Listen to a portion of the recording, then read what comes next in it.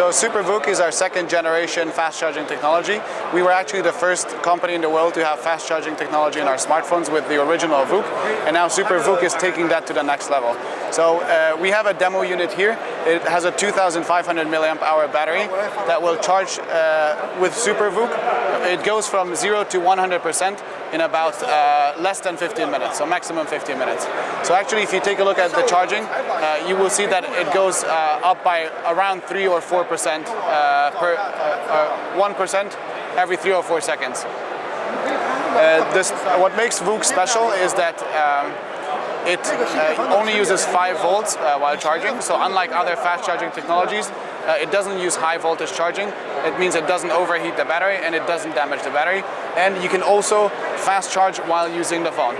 So other smartphone manufacturers actually revert back to regular charging speeds while using the phone because they're afraid of overheating. But since we don't have an overheating problem, we can use the phone and fast charge at the same time. So we have developed the so-called smart sensor stabilization technology.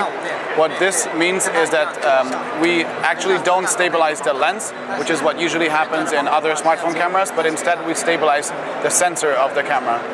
And this allows us to improve a lot of things about this optical image stabilization. First of all, we can use a much smaller engine. We actually use MEMS technology. This reduces power consumption by about 10 times, which means that the camera won't overheat and you can keep shooting over time. The other things that it does is that it is 3 times faster than competitors. And also a lot more accurate. So you can actually get pixel level optical image stabilization, which has not been possible before.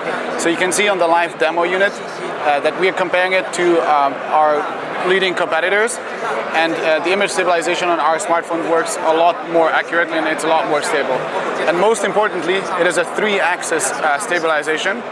So whereas others only do 2 axes, we can also compensate for roll, which is actually the most common issue with stabilization.